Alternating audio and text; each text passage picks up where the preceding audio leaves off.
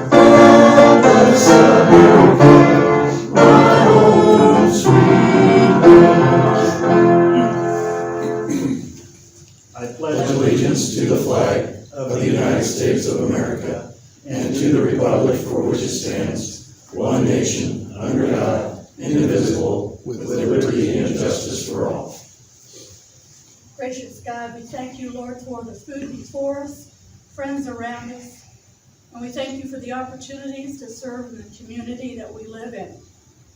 And may we make a difference. May we be a group who shines the light and gives hope in our community. May we be effectors of change and glory to you, Lord. In Jesus' name we pray. Amen. Amen. Okay. Welcome back, Sandra. Sandra comes back from the deep south and made it to nice, cool Nebraska. Welcome, Nick is our newest member. So we don't have to put the dog on for Nick anymore. We can treat him like anybody else.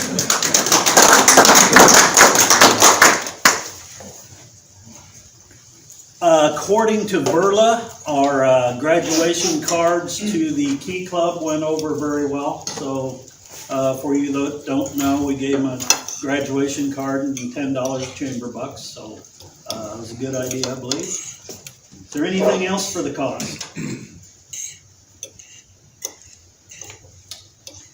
If not, I will let Scott come up and tell how to chase a neighbor away, and then ask him to be a guest speaker. There went half of my introduction right there. I've been given this rather lengthy sheet of paper to read about a guy who needs no introduction. Was one of the finest announcers that Queeby had when I was a kid growing up in Beatrice. I think Bud was on the bank board and said to hell with the radio over the bank. Yeah, He did. Says you've been here 42 plus years. Well, that's got to be wrong. The plus part is right. Been married for maybe 42 years. 40. Just seems like 8. Okay. Stan was my neighbor for I don't know how long. He suffered through 2 little kids that we won't even go into that. And John, Ross, Rich, Vaughn, myself, this man could mow his lawn, and it's envy. This man could mow his lawn on the hottest day of the year. His hair not only doesn't move, it didn't sweat. I had one request when he moved. I said, Stan, whatever you do, please don't sell this to somebody who's as picky about his lawn as you are. And he didn't. He sold it to Roger's son, who was worse than Stan was. So no matter what I do, my house looks like hell. Enough of the fun stuff. Stan's the market president of Pinnacle Bank, served as chairman of the Beatrice Planning Commission and Zoning Commission, which I had the privilege of serving with him. Board member of the Beatrice Community Hospital Foundation, been president of Main Street, president of Rotary, vice president of Beatrice Humane Society, treasurer for the Gage County Crime Stoppers, has 3 children, 6 grandchildren. He and Cheryl have been married for 40 years. With that, please stand, bring us up to date on the city.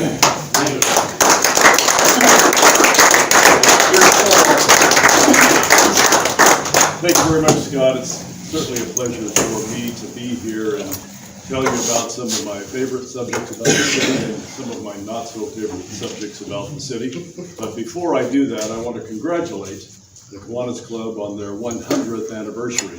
That is an awful lot of public service within a community, and it actually, as you said, makes our community glow because of the volunteers that the Kiwanis Club has and all the other service clubs that this community has. So again, congratulations on a 100-year anniversary.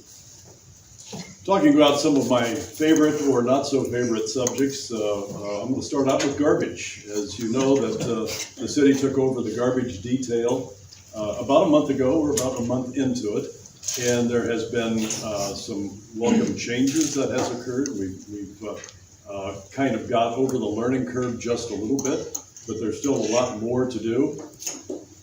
On the first day, I'll back up just a little bit.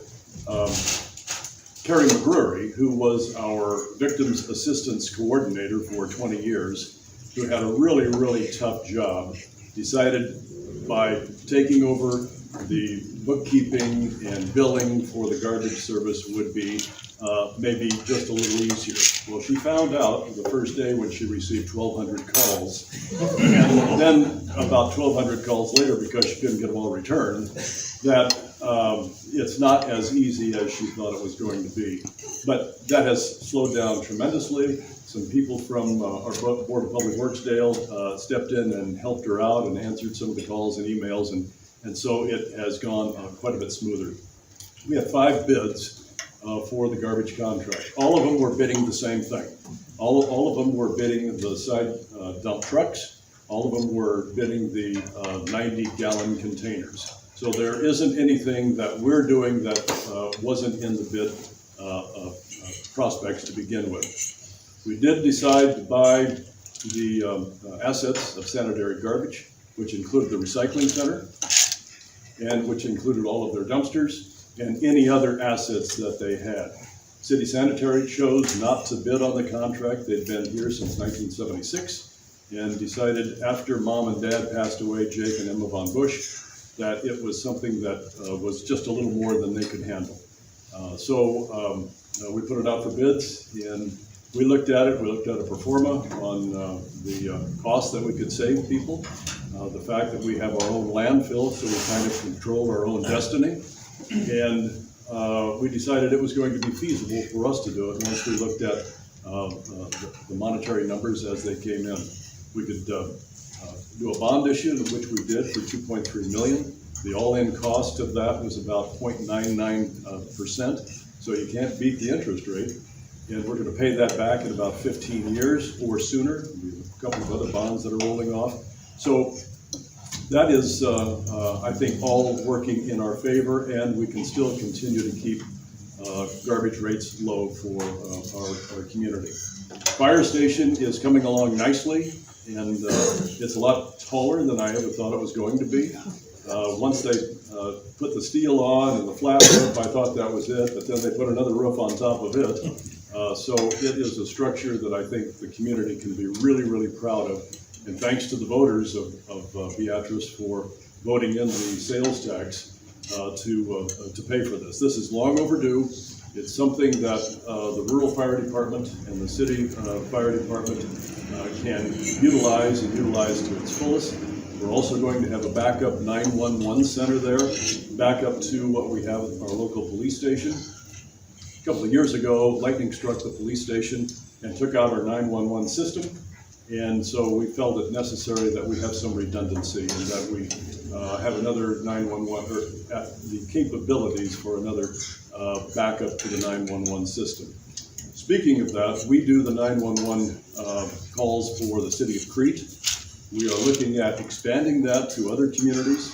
The 911 Advisory Committee for the state of Nebraska has indicated that each 911 center has to have not just a jailer and a dispatcher on staff during the evening hours, but they have to have at least 2 or 3 people, plus upgrade their equipment.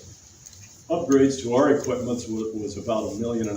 So you're talking about a lot of money. If you look at Richardson County, Pawnee County, Nemaha County, any of those counties, they just don't have the resources available to them. So what we're going to do is try to contract with those communities to take care of their services for them. Some of the things that kind of make our community not so attractive is Dempster Industries. An old-time building that actually accommodated a lot of employees during its time.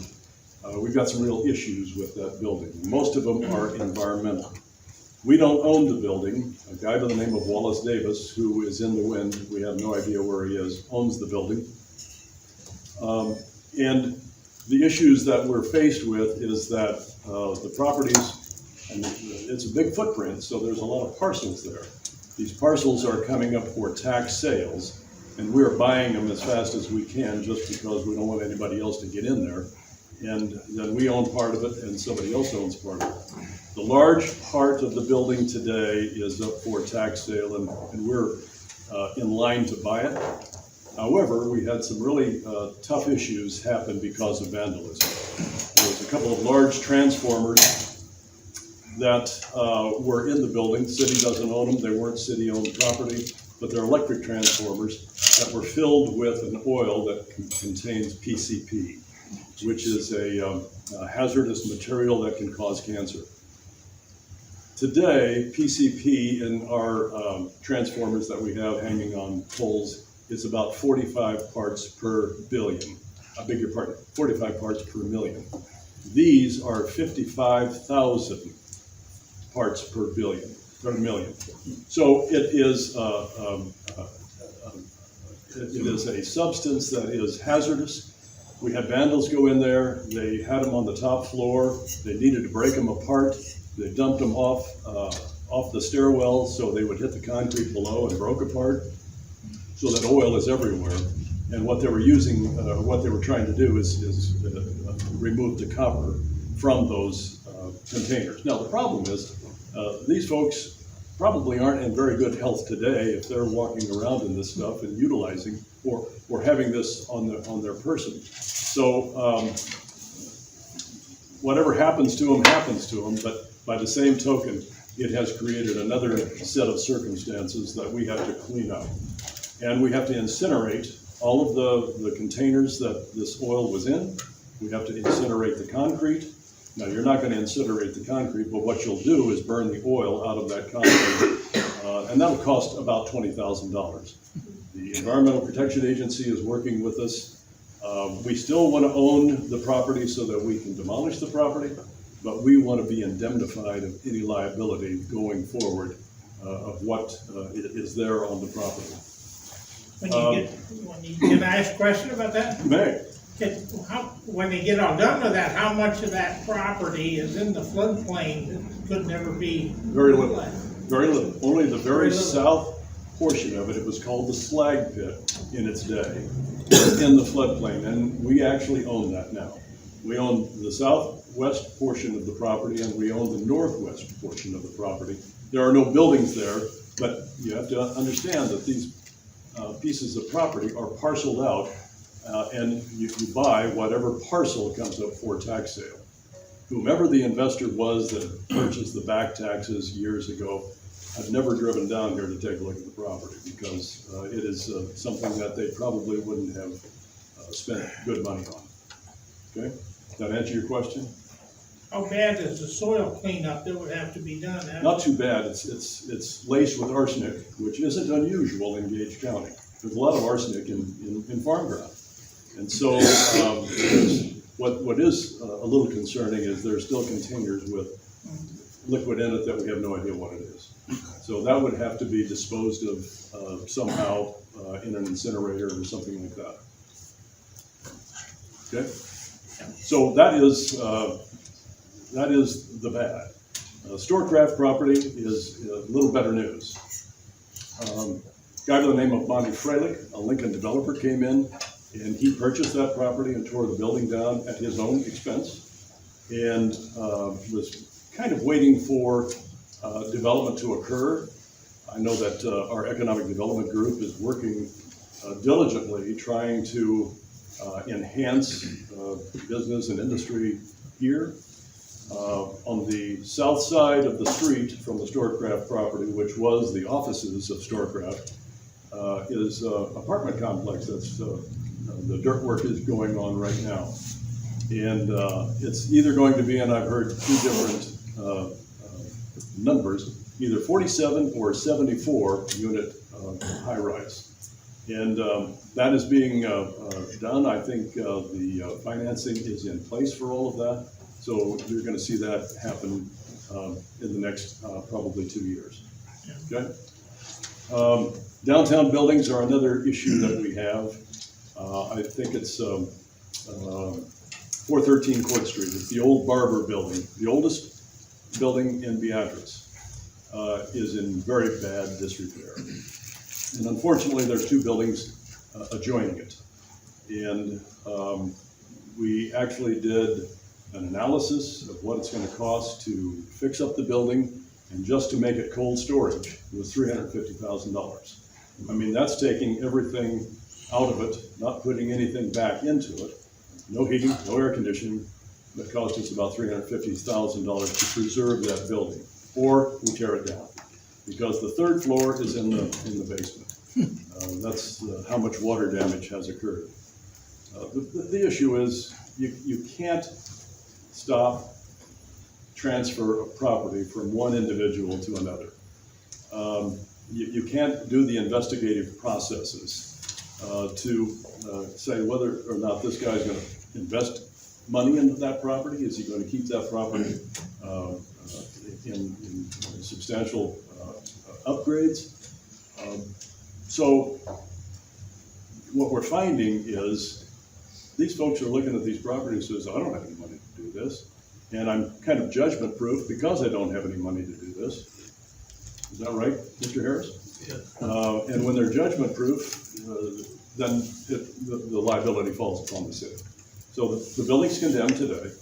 And my guess is at some point in time, we're going to figure out how to demolish that building. And that will cost us probably $500,000 to do it. So in a lot of instances, it's better for us to look at these buildings, try to work with the property owners, see if we can incentivize them some way to enhance their buildings, and at least try to save some costs on the city side by incentivizing them, throwing some money at it, as opposed to paying $500,000 to tear a building down in the middle of a block. That's an issue that's going to be ongoing. We've got more buildings like that in our community. I hope that we can try to get individuals to fix them up as much as possible, but that's really kind of a tough hill to climb. Housing is an issue. As Mr. Jordanitsky knows, the inventory is pretty light in our community. And it's economics 101. I mean, it's supply and demand. And it's no different than this last spring when we were all looking for toilet paper. The same thing is happening with lumber. The same thing is happening with drywall and other building materials that have gone up some 200 to 300%. It's difficult to get a developer to come into our community and try to get him to build houses, even though there is such a demand for houses today. Now, there may be something that we have to put on the table, and that would be relaxing our building codes somewhat. Don't know that we want to do it, but it is an option. Or if there's a development, maybe as far as city utilities and water and sewer, maybe that is an opportunity for us to give that away just to incentivize somebody to come in and build cheaper, affordable housing for the workforce. Because, without the workforce, you don't have a community, and that's the way your community grows. And that's the way the community prospers.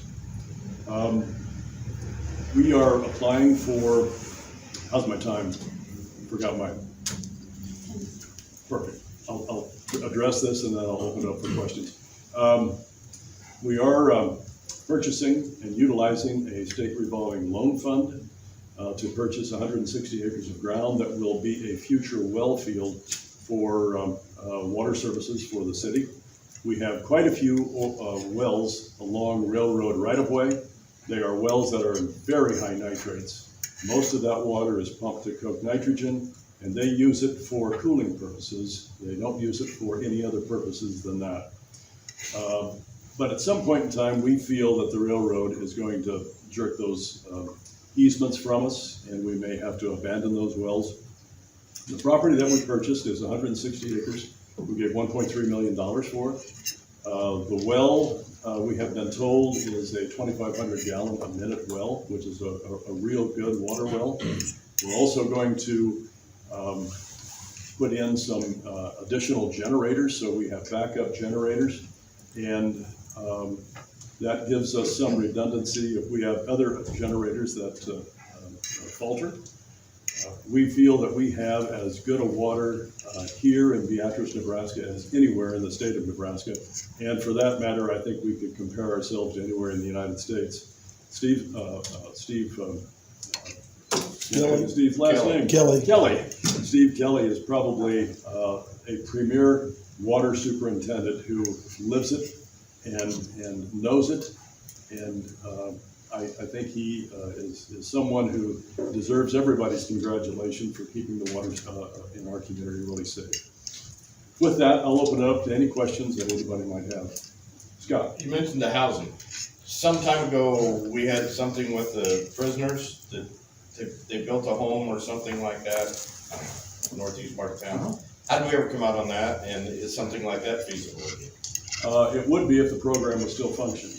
It's not. Because of COVID, that kind of disbanded, and they've not regenerated that. What Scott's talking about is a program where there was, I think it was Nebraska Independence Finance Authority was the sponsor of the program, and they would screen prisoners who wanted to get out and try to develop a craft.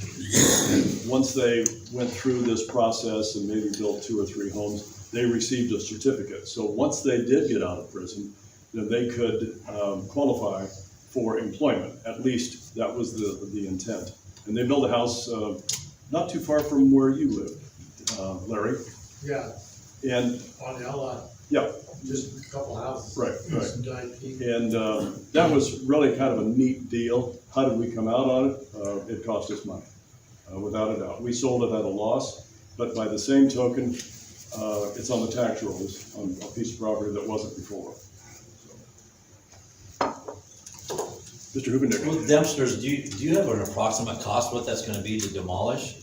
And what do you think the city's plans for that area might be once it's completed? We're budgeting $100,000 a year just to eat this elephant one bite at a time.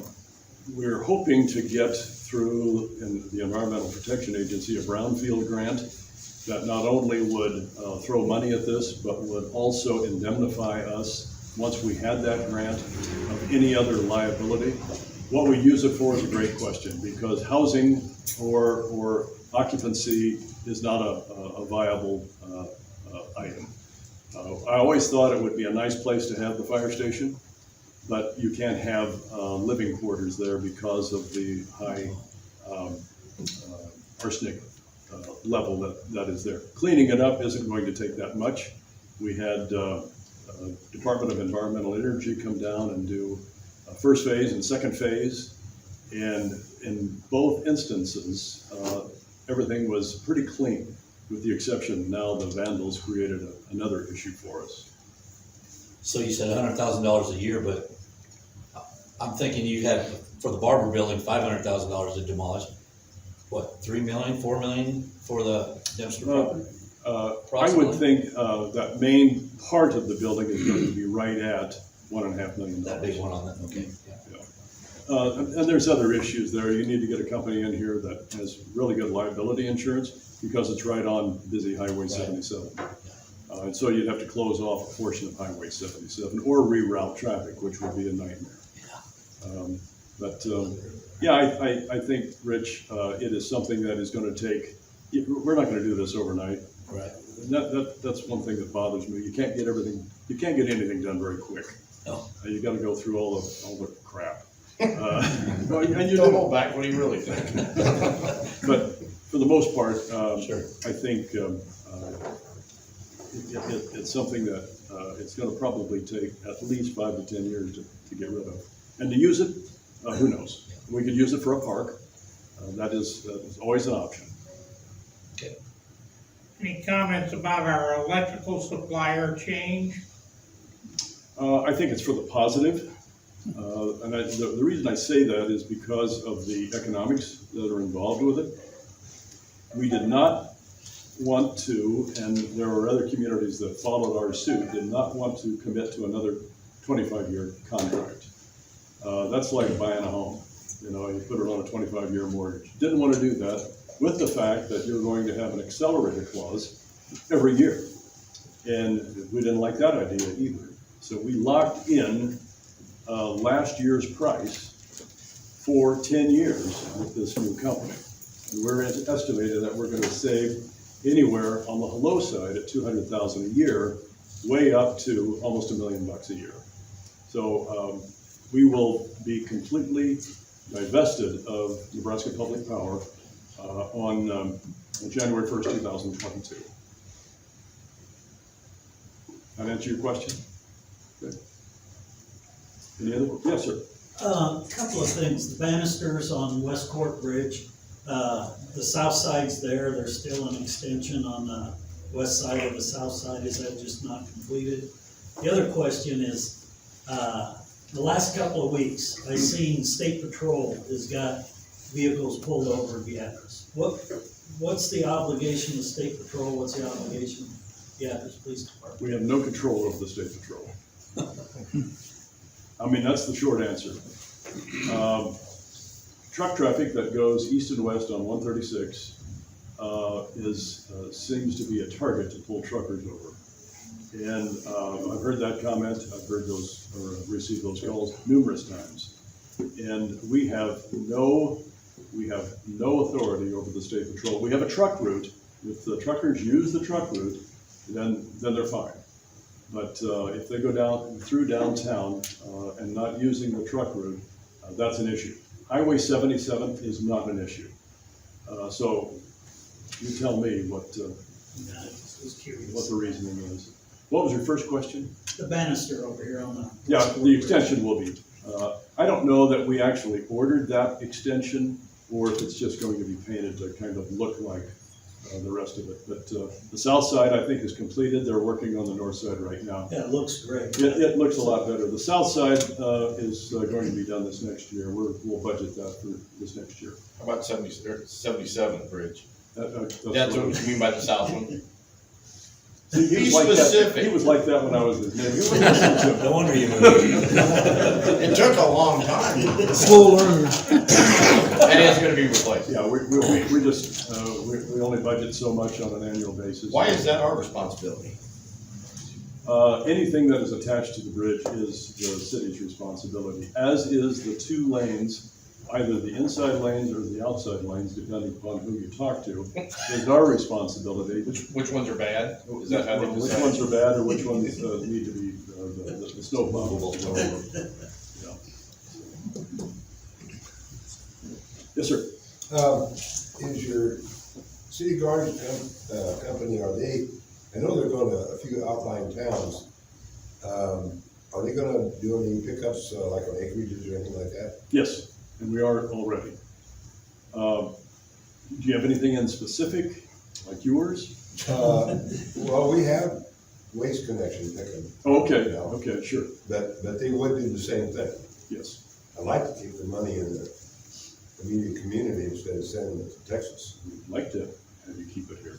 So do they have a routes for the country planned out, or?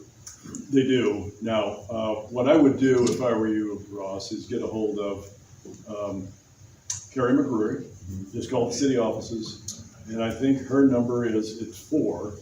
And when you go through the telephone police, her number is 4, and you will be connected to her. You can get your answer there, because I don't know the answer. I read a list of this outlying small towns that are servicing them. I don't think Brickell's in that list. They are. Well, they are. Yeah, we just signed a 5-year agreement with them just Monday signed it. night, actually. Good. Rich? I think in part of the YMCA plans when they're doing their thing, is to move or have ball fields out at the YMCA. Are those tentatively to replace the ones on the west side? No, Get them, okay, no, just additions. these are additional fields. Yeah, I mean, we could build 4 more fields and fill them all. So, this is really a good thing for our community. Recreation part of our community is the ball diamonds that we have.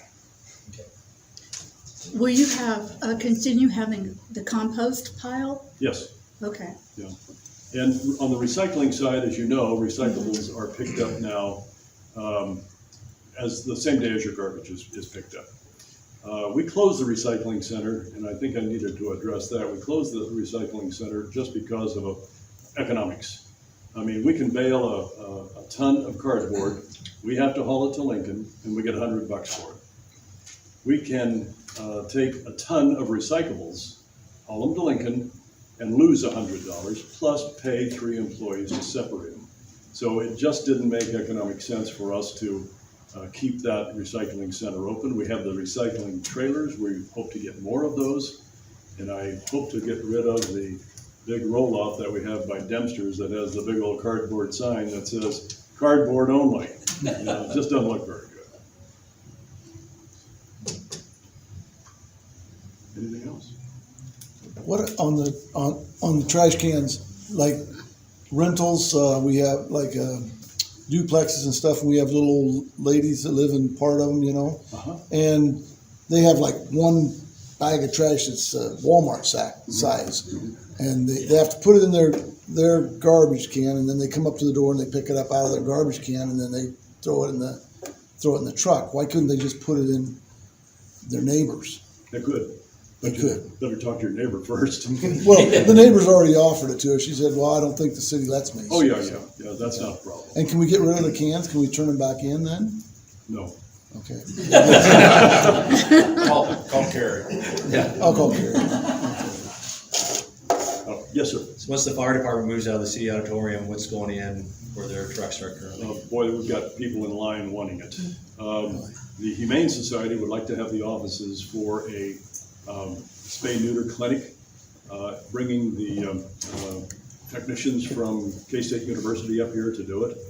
They've been doing that in a mobile van, and they just felt it would be kind of nice to have part of that building. So that's going to be talked about. The Parks and Recreation Department is going to put a lot of their equipment in there to at least have it under cover. And we'll use part of it for an evidence room and any impounded cars that, may have had, drugs in them, just so that we've got the evidence room. That's kind of what we've got it planned for. Galen? Did you have any estimates on how much the city of Beatrice lost due to COVID and not having all the activities? I don't have a clue. I really don't. We judge the economy locally by sales tax numbers. Sales tax numbers really did not diminish. They didn't gain a lot, but they didn't diminish from a year previous. So I think we kind of weathered the storm pretty well. The month of April of this year was down the most it's been in a long, long time.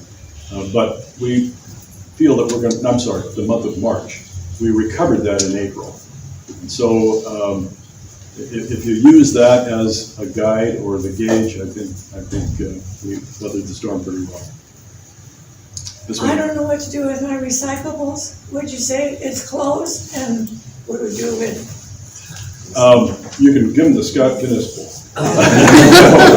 No, you can actually you can call the city administration, get a blue bin, and you can put it out the same time as your regular garbage.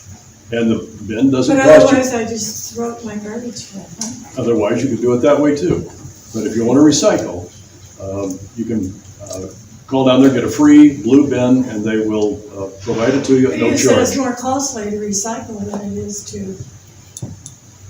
It is. I mean, I could charge everybody, make it mandatory, everybody has to recycle, $15 a month, and we'd still make money. So you say that the recyclable bin's free and also the pickup is free, or just the recycle? I think it's $7 a month, isn't it, Ryan? Yeah. I think that's what it costs. And, you know, it's a political thing. You know, we have a city council that feels that we have to provide it, and I get it, but how much do you have to provide as a lost leader? I think you have to look at that too. All right, thank you very much for having me. Thank you, Mr. Mayor, for sharing your wisdom with us today.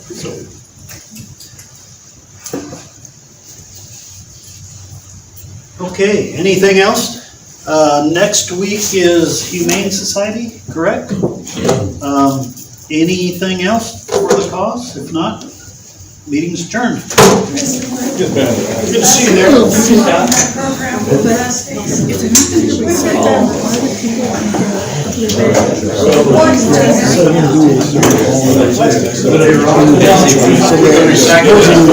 put it in the truck, and the truck will run the